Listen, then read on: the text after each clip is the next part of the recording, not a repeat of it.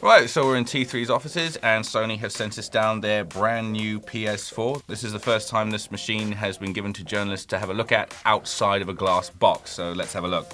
As you can see, it's very, very sleek in its design. It basically looks like the Xbox One in a wind tunnel. If you have a look at the top there, you've got a matte finish over here and a reflective one there, which is a very, very fingerprint sensitive, so I'm not going to touch it too much.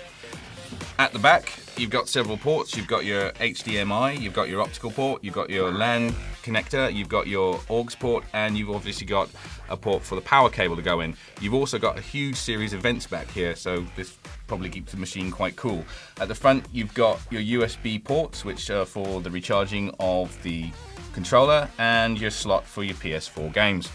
The controller itself is actually rather different to its predecessor if we put them both together like that. Looking at the side by side, the PS4 controller is a little more chunkier than its predecessor, but its joysticks are a lot smaller and they fit more flush against your thumbs.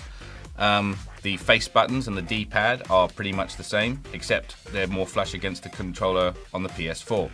The triggers are also a lot smaller, as are the shoulder buttons. Perhaps the biggest difference between these two controllers is obviously the addition of the touchpad, which you can click in to use it as a start button, so don't worry, your start button and your ability to pause your game has not disappeared into the ether. This is also used in conjunction with games. At a demo that we recently saw where you could use the touchpad in conjunction with a camera, that you could use it to flick robots from out of the controller onto the screen in front of you.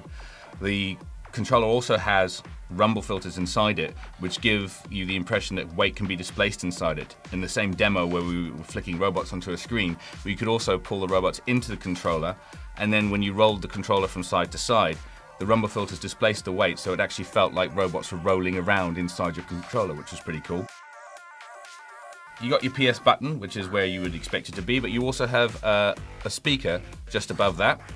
On the back, you've got a port for a bespoke PS4 headset, and on the front you obviously have the port for your recharge cable. The other big addition to this controller is your share button, which allows you to instantaneously share your gaming god moments with all your friends on the PSN.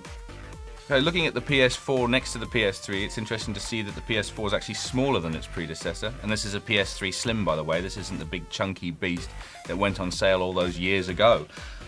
If I hold the PS4 over the PS3, you can actually see that the PS3 sticks out on either side of the PS4.